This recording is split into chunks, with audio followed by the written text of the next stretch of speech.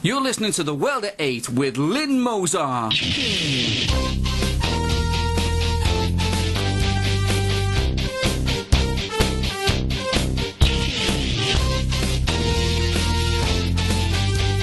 World at 8, the number one in nationalist news. Highlights of the news today, Wednesday, the 18th of July. Labour councillor stabbed by a gang of 4 Asians in Redbridge. The Olympic fiasco goes on and on. New mosque in Blackpool turned down on second appeal. Greek coalition seeking bridging loan. Romania has problems at home and we have problems with Romania over here. The Rev Robert West presents a view on the new Inquisitors. Thought for the day, the Margaret Walker case. Finally, don't blame the dogs. UK news. A Labour councillor was stabbed near his home in Newbury Park last night by one of a gang of 4 Asian men who are wanted by the police in Redbridge.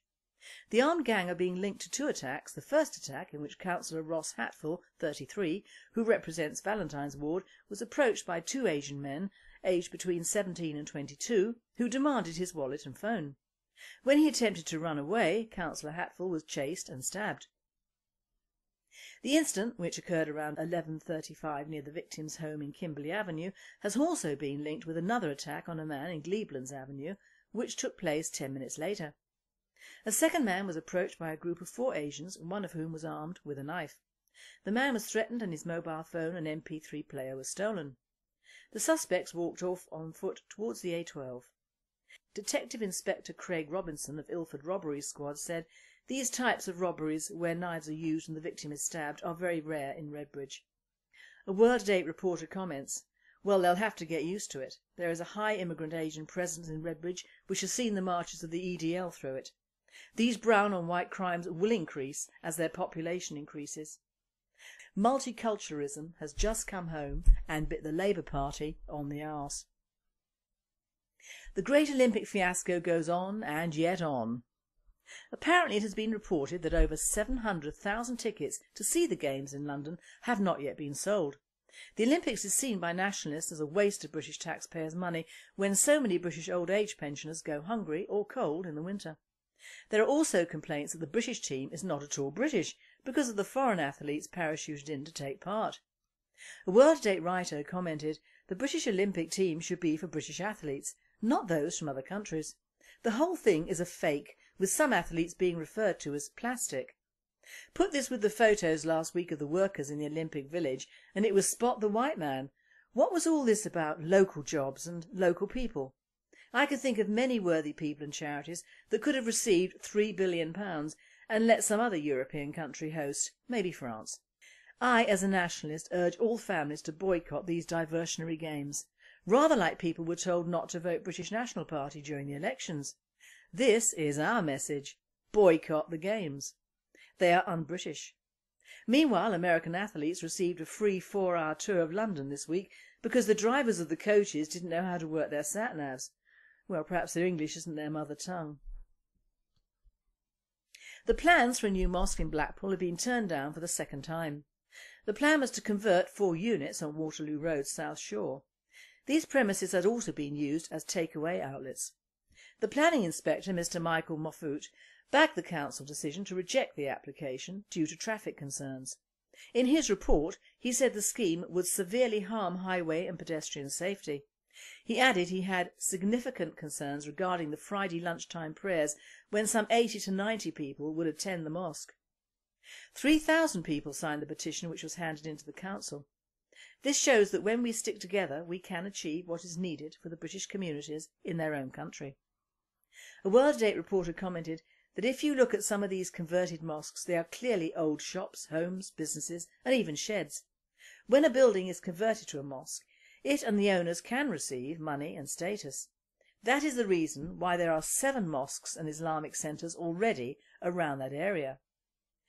If we are dealing with a minority religious group, just how many mosques do they need? This is nothing to do with racism or even bigotry. It is simple semantics that even idiots should be able to understand. As one resident put it, this situation has been allowed to drag on far too long because of bureaucracy. Perhaps the council will now address the ongoing issue of the shocking state of repair of some of the buildings in this area. Euronews. The Greek coalition government is seeking a bridging loan from international creditors to help it with its bond redemptions in September this year. They need it to cover the €11.7 billion of spending cuts to make the detailed bailout plan work and to appease their international lenders. These measures must be in place for approval by July the 24th, when the auditors of the so-called Troika of the EU, the IMF and the ECB will return to Athens to check up on Greece. This visit and negotiations will last until September and will decide if the EU and IMF continue bankrolling Greece or leave it to its fate. Meanwhile, the vultures are moving in, buying up Greek properties on the cheap. It has been reported by Reuters that a referendum in Romania may see President Traian Băsescu impeached by voters on the 29th of July. Prime Minister Victor Ponta's ruling Social Liberal Union (USL) alliance also remains clear favourite to win a parliamentary election late in the year, the survey showed. This is a leftist party and they have suspended Băsescu earlier this month for overstepping his powers. A World Date reporter commented, "We will have to face the fact that there are probably not enough Romanians left in Romania to vote for anyone. They all seem to have swanned off to the UK and the rest of Europe. Perhaps a recall of these potential voters would solve a lot of problems, ours and theirs." But whilst Romania faces problems at home, we face Romanian problems in Britain, where a special Romanian police unit has been set up in London to rid the capital of its Romanian beggars and pickpockets, who roam around the capital and send the money home. This is of course before the Olympics. Authorities in the UK have been even hiding ethnic takeaway shops and repainting others, but what is the point when you have street thieves and beggars? It is obviously all right for us Brits, but the government cannot have foreigners being inconvenienced. Romania could see her rights halted in the EU if there is a change in its constitution, some reports have claimed. World News. An Indian fisherman was killed and 3 injured by American naval personnel, it has been claimed. The naval vessel opened fire on the fishing vessel in the sea off the coast of the United Arab Emirates. The Pentagon is saying that the naval officers gave good warning to the fishing vessel, but the witnesses that survived the attack say no warnings were given. The Pentagon is offering India an open inquiry into the tragedy. A World Date writer commented, "It is very sad, and these poor people were obviously in the wrong place at the wrong time. These men were from the Ramanathapuram district in India and were working for Dubai fishing companies on a daily wage basis. To you and me that means virtual slavery. They probably couldn't understand English or had to keep fishing for their wages." Now we have the once monthly report from the Rev Robert West. These reports will be in the middle Wednesday of each month in the future. The Rev West has said, since writing this piece it has come to light that the misguided General Synod of the Church of England has decided to discriminate against its own people in their own country, much like the Archbishop, or rather Arch-Mufti of Canterbury, had earlier chosen to discriminate in favour of Islamic Sharia and against his own Christian Anglicism. Hello, and it's good to be with you for this broadcast. My name is the Reverend Robert West. I am the Minister of the Grace Covenant Fellowship in South Lincolnshire. I am the moderator for the Christian Council of Great Britain and Northern Ireland. I'm a minister of the Gospel, and I'm a member of Britain's finest and most decent political party. So what I would like to comment on for you today is the Church of England's decision to restrict the freedom of its clergymen to join me as members of the British National Party. So obviously I'm speaking from a particular point of view, but I'm also speaking with a degree of knowledge concerning the Church of England, because I have many colleagues in ministry who are members of that, shall we say, distinguished body. Recently, or not too long ago, we had the Archbishop of Canterbury, sometimes known as the Grand Mufti of Canterbury, suggesting that the English common law should participate or incorporate into it aspects of the Muslim pathway or Sharia. And also in the General Synod there was a bishop who said, or who likened, having a riot to a spiritual experience. Well, things seem to be getting worse in that august body, and we must pray for the Church of England that it will recover itself from the great errors into which it has plunged itself, not only in banning or attacking Britain and Britishness, but also in many other things that it has done to undermine Christianity and to promote a kind of Marxist theology, as though that were Christian. So my theme today is the new Inquisitors. The new Inquisitors. The General Synod of the Church of England, which is the partly elected body which makes subordinate legislation, that is, lesser laws and rules for both its members and for its clergy, has once again entered the political fray to ban its clergy, without naming the party, from being members of a certain political party. Not that many are, or, if they are, that they would make it well known. The secrecy of the ballot box and the confidentiality of one's political affiliations being well respected by most persons and parsons within that national church of England, by law established. The move has been pushed by left-wing zealot and civilian worker for the police force, no less, Vasanatha Gananados, if that's the correct way to pronounce her name. Something which may not bode well for the political impartiality of the police, who likewise stop their members from being part of that particular political party. The same is not true with the armed forces, however. The political party concerned is, you guessed it, the British National Party. So none of us should be concerned about it, should we? Well, what happens to one day will happen to someone else the next. So everyone does need to be very concerned about it. Here is a thin end of the wedge to short-circuit and curtail democracy for all, and at least for now, for members of the police and for clergy of the Church of England, important social institutions. The objection against the British National Party seems to be grounded on the fact that its policies and activities are, or may be, declared to be incompatible with Christian teaching. By whom, however?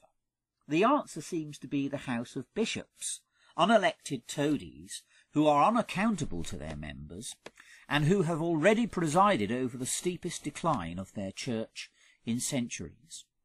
It needs to be noted that the objection to the BNP is not grounded on its policies and activities being opposed to the Holy Bible, or to the 39 Articles of Religion of the Church of England, or to the Book of Common Prayer, 1662, of the Church of England. These two publications, the Articles and the Book of Common Prayer, they either express or are the sources of the faith of the Church of England. The ultimate source of faith is certainly the Bible.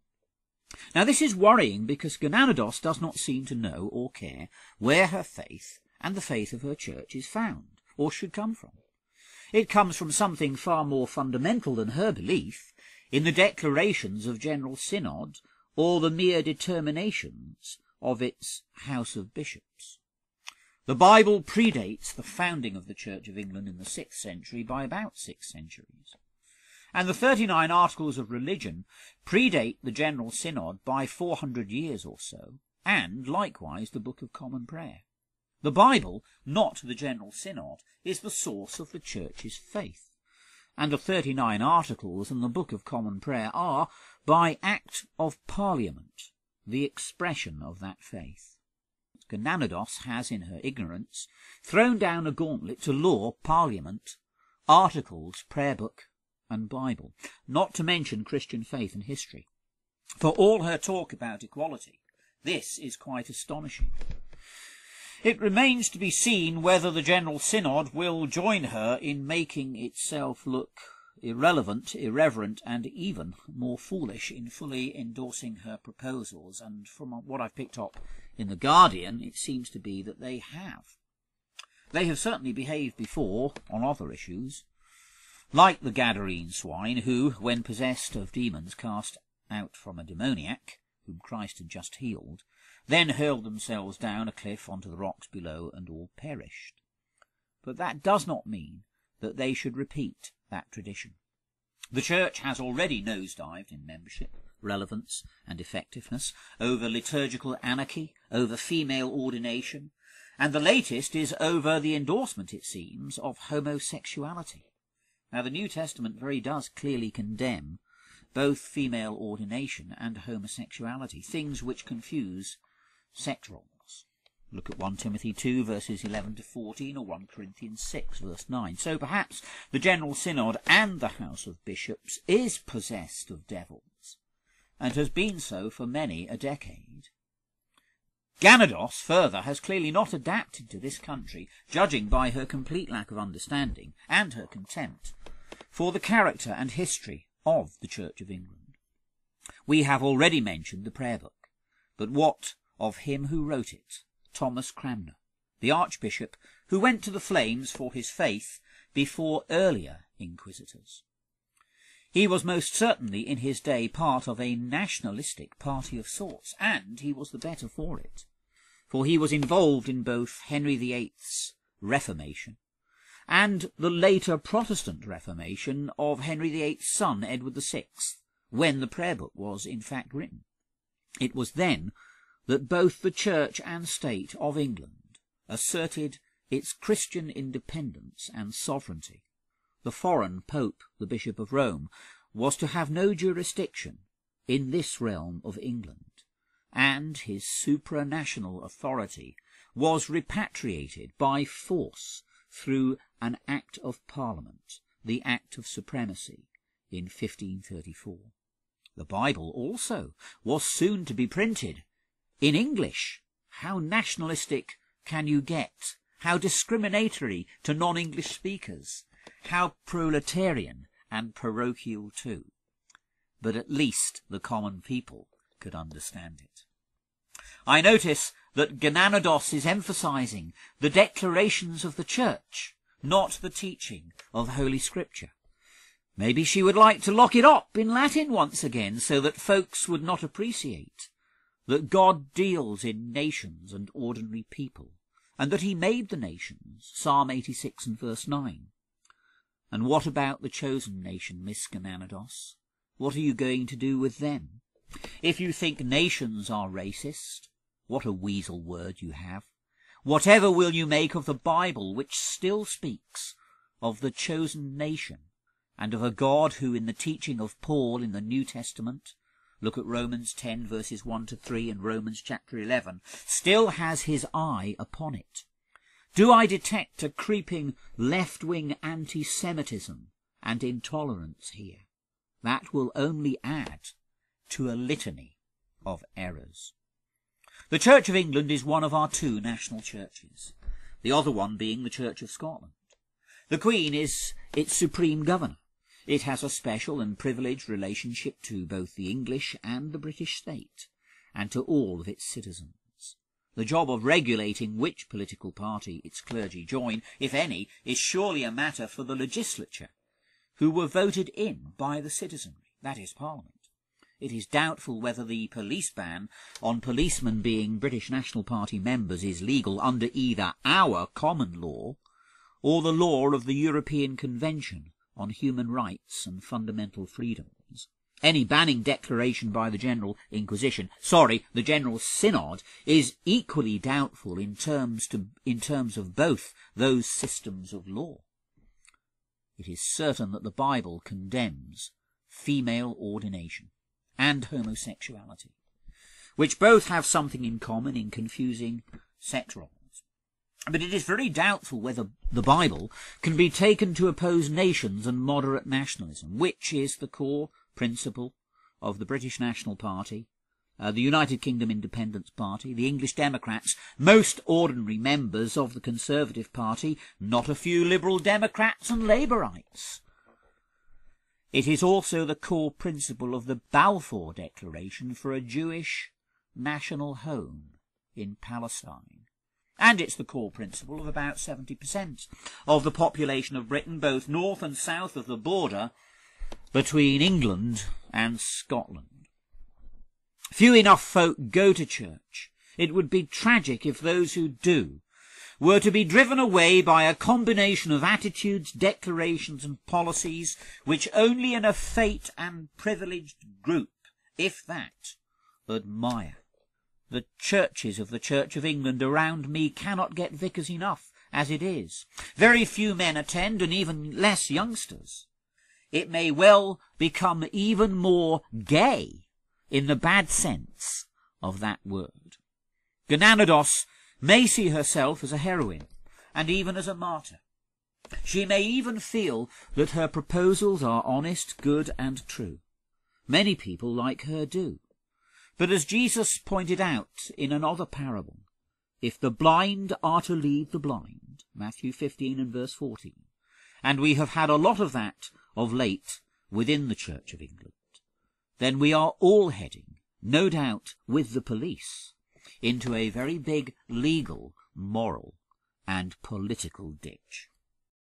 Thought for the day. This coming Friday the 20th we have the second hearing at the Magistrates' Court in Fareham, Hampshire for Mrs. Margaret Walker. Mrs. Walker is 73 years old and disabled, but is still being prosecuted for composing, writing and sending, at her own expense, leaflets to various councils and councillors throughout the UK. She is not denying she has done this, but is stipulating her right to do so. As she was protesting vehemently against the Muslim sexual grooming of underage girls, the various complainants and the CPS solicitor have brought a racial undertone to the proceedings, which of course makes interesting headlines. There were no racial undertones in her literature, but more of a religious ones, obviously, as they targeted the perpetrators of this particular form of sexual grooming and exploitation. We at Profam, and hopefully many other groups of nationalists, will come together to show our disapproval that this elderly lady has already received an interim ASBO order and is in line to receive the full order this Friday. The ridiculous part about this sad and sorry state of affairs is that the authorities in the UK let illegal immigrant rapists free to commit more crimes whilst they stamp on anyone with strong views about her own country. The funny part is that whilst we all hope she does not receive a clamp or ankle monitor, if she does we can insist it is her human right to have one with the Union flag on it and give us all some free advertising. Good luck, Margaret, and we hope to see some of the South East and South West membership down there on Friday morning at 9:30. And finally, post office officials are claiming that dog attacks on their postmen rise in the summer months when children are on their summer holidays. Although it is seen as traditional to see a postman being chased by a dog down a street, last year saw over 3,000 postmen in trauma or bitten by dogs. So remember, this summer holidays, keep your dogs indoors or at the back garden during the hours of the post round and give our postmen a non-tetanus summer.